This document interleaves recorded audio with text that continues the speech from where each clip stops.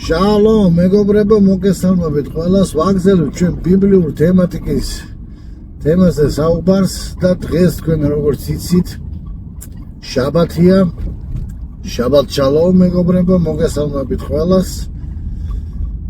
და როგორც იცით, დღეს გვაქვს ჩვენ თორი საკვირაო თავი, რომელსაც ქვია ბემიდბარ. ანუ იგივენაირად ბამიდბარ.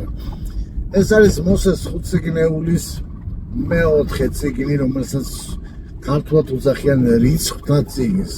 ებრაული მისი სახელწოდება არის უდაბნო. უდაბნო ივრითულად ითარგმნება ბამიდბარ. ძალიან საინტერესო წიგნია, ჩემო ეს არის პრაქტიკულად ასახავს მთელ 40 წელიწადს, რომელშიც ცხოვრობდა ისრაელის ერი უდაბნოში, როდესაც ისინი იყვნენ, მთელ 40 წლიან პერიოდს სიკვდილს გადმოგვცემს. რა თქმა უნდა, შემოკლებით. რიცხვთა წიგნი მას შეარქვა სეპტუაგინტა და როდესაც თარგმნეს, მაშინ უწოდეს ამ წიგნს რიცხვთა წიგნი, რადგანაც მათში არის აღწერილობა ჩამოთვლილი ლევიტელთა ტომი რამდენი იყო, იუდეველთა ტომი რამდენი იყო, ზებულონის ტომი რამდენი იყო, ისაქარის ტომი რამდენი იყო. ანუ რაოდენობითაა ჩამოთვლილი. ამას ყველაფერს თავისი სულიერი მნიშვნელობა აქვს, რომელზეც ჩვენ ახლა ნამდვილად ვერ ვისაუბრებთ, იმიტომ რომ ძალიან შორს აგვიყვანს, მაგრამ თითოეულ სახელს, გვარს, რიცხვს, რომელსაც არის ამ წიგნში მოცემული, თავისი სულიერი დათვითვა და მნიშვნელობა აქვს. ამის თაობაზე თუ ღმერთი ინებებს, მომავალში კარგი საშუალება რო გვექნება, მერე ვისაუბრებთ. მაგრამ დღეს მე მინდა გესაუბროთ თვითონ ამ წიგნის ესეთ ასეთ მნიშვნელოვან მომენტზე, რომელსაც ქვია უდაბნო. უდაბნო, რომელიც არის ბამიდბარი ქვია. ძალიან საინტერესოა უდაბნო საერთოდ და ძალიან დიდი სულიერი გაკვეთილს გადმოგცემს თვითონ სიტყვა უდაბნო. მე არაერთხელ მაქვს ჩაწერილი ამ სიტყვის განმარტება, მაგრამ მინდა კიდევ ერთხელ გავმართო აქ რა, რომ თქვენც იცოდეთ ეს, რადგან ეს პირდაპირ დაკავშირებულია კვირას, როდესაც იწყება სულთმოფენობა, რომელსაც ქვია მატან ტორა, თორის გადაცემა. აგრეთვე ამ დღესასწაულს ქვია იომ ბიკურიმ, პირველ ნაყოფობის დღესასწაულია. ჩვენ ორზე ვისაუბრეთ უკვე, ორ იმაზე და შემდეგში ვისაუბრებთ ბიკურიმი ნაყოფების, პირველ ნაყოფები როგორ არის დაკავშირებული სულთმოფენობასთან. აგრეთვე სიტყვა უდაბნო არის დაკავშირებული სულთმოფენობასთან, რადგანაც მატან ტორა, თორის ბოძება მოხდა ზუსტად უდაბნოში. მე გითხრით, რომ სინაის, თვითონ სიტყვა სინაი ნიშნავს მომდაბლებს, თავდაბალს.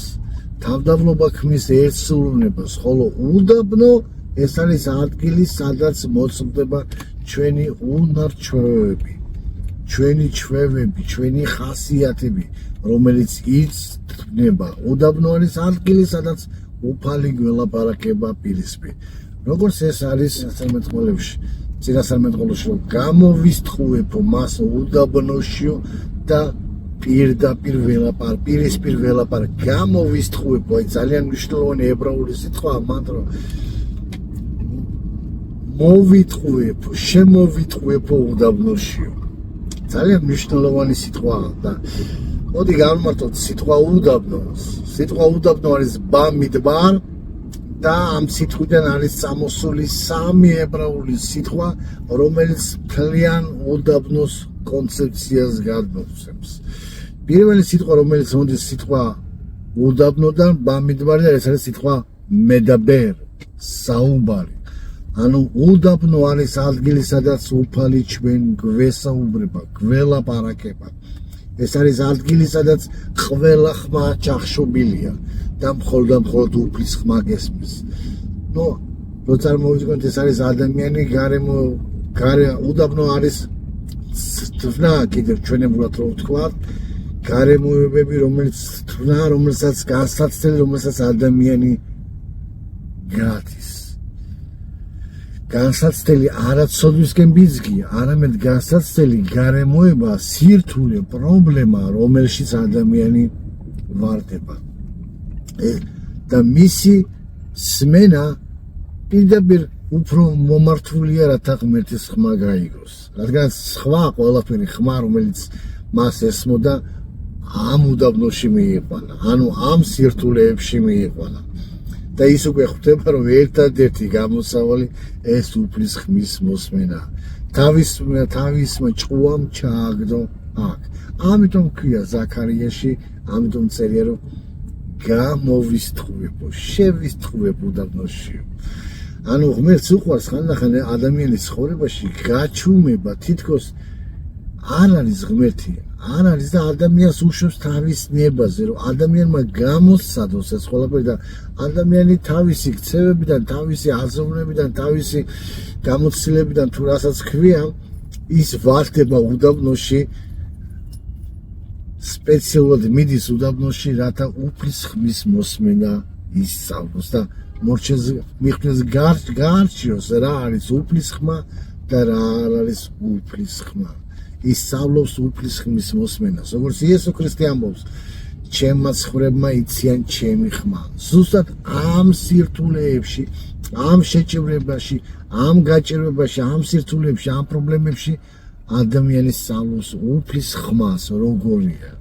ესაა ძალიან მნიშვნელოვანი. ამიტომ ქვია, მედაბერ ივრითულად არის საუბარი და ეს სიტყვა მოდის სიტყვა ბამიდბარიდან, უდაბნოდან.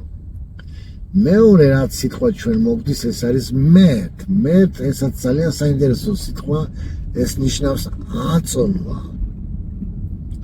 უდაბნო ეს არის ადგილი, სადაც შენ იწონები, სადაც იწონება შენი უნარჩვევები, შენი ჩვევები, შენი ნიჭი.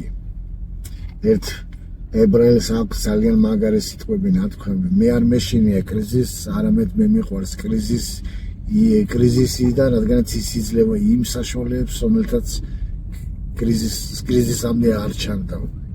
ძალიან საინტერესო აზრია დევს. ებრაელებს აქვთ ესეთი საგალობელი კიდევ, ესეთი სიმღერა გალობა, რომ ღმერთო მოგვეცი ვარდი, მაგრამ ეკლიანი ვარდი, უეკლო ვარდი არ გვინდა. ანუ მოგვეცი სირთულეები, რათა ვისწავლოთ ამ სირთულეების გამკლავება და ამ გამკლავების შემდეგ განგადიდოთ შენ. ძალიან საინტერესო კონცეფცია და აზრის გადმომცემია თვითონ ეს სიტყვა. მეთ ეს არის შენ ადგილი, სადაც შენ იწონები. უდაბნო ეს არის ადგილი, სადაც შენი ქცევები, შენი უნარები იწონება და რაც ზედმეტია უფალი მაგას გაცილებს.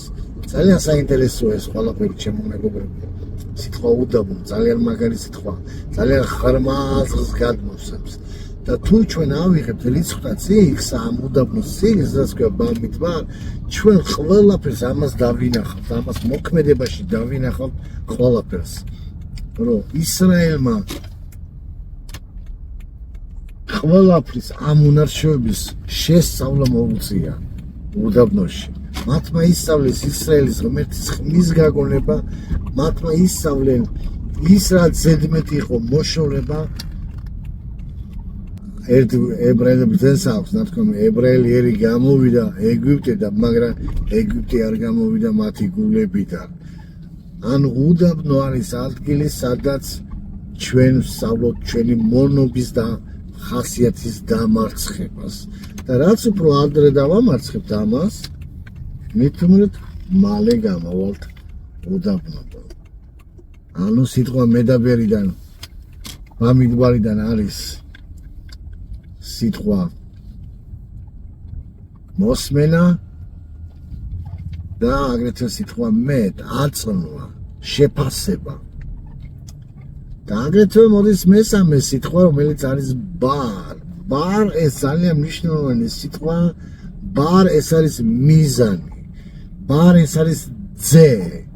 ანუ ძე არის მიზანი ყველაფერ ამისა. ანუ ჩვენ გავსწავლოთ ღმერთის სიტყვის მოსმენას და ჩვენი ხასიათები და ჩვენი გაცვლა და ჩვენი სირთულეები იმიტომ გავდივართ, რომ ჩვენ გავხდეთ ძე. ძე ეს არის საბოლოო შედეგი პროდუქტი, რაც ჩვენ უნდა გამოვიდეთ, რადგანაც ძე არის მემკვიდრე. მხოლოდ და მხოლოდ ძეს მემკვიდრე იმკვიდრებს ღმერთის სასუფეველს, ღმერთის მეფობას. და ესაა ძალიან მნიშვნელოვანი კონცეფცია, რომ ჩვენ ვიცოდეთ, რომ ძე ნიშნავს იმას, რომ ჩვენ ვართ მემკვიდრეები. სწორედ მემკვიდრეები იმკვიდრებენ ცათა სასუფეველს. ესაა ძალიან მნიშვნელოვანი გაკვეთილი, რომელსაც ჩვენ ვხედავთ ჩვენს რიცხვთა წიგნში. და ამიტომ მე მიყვარს ეს წიგნი. ზოგიერთი ადამიანი გაურბის სირთულეებს, ზოგიერთი ადამიანი გაურბის პრობლემებს.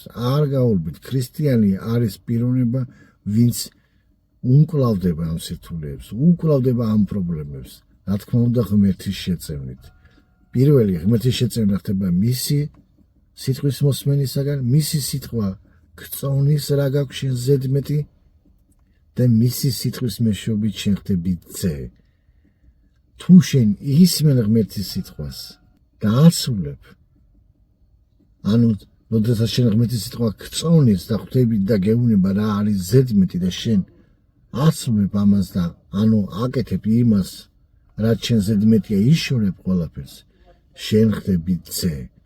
ძე, რომელიც იმკვიდრებს ღმერთის სასუფეველს.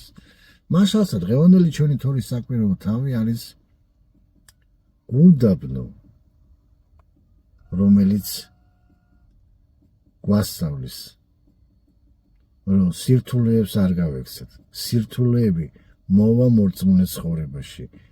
არა იმიტომ, რომ ჩვენ გაგვტეხოს, არამედ იმიტომ, რომ ჩვენ ძეები ვიყოთ. მისი მემკვიდრეები ვიყოთ. და სულთმოფენობა, რომელიც არის კავშირში დღევანდელ ჩვენ თემასთან, სულთმოფენობის მესამე ასპექტი, ბიკურიმ, ნაყოფები, პირველი ნაყოფები, გადაწერილებში ჩვენ ვკითხულობთ ნაყოფებს. ზუსტად ერთ-ერთი ეს ნაყოფი არის ამ უდაბნოს შედეგი. თავშეკავება, სადაც ჩვენ ვსწავლობთ უდაბნოში. და ეს არის ძეს დამამკვიდრებელი. დანარჩენზე ჩვენ ბიკურიმზე და ნაყოფებზე ჩვენ ვისაუბრებთ შემდეგში, როდესაც განვიხილავთ სულთმოფენობის მესამე ასპექტს მთლიანად. მაშასე გვიყურეთ, გაგრძელება იქნება. ხაგ შავოთ სამეა ხავერიმ.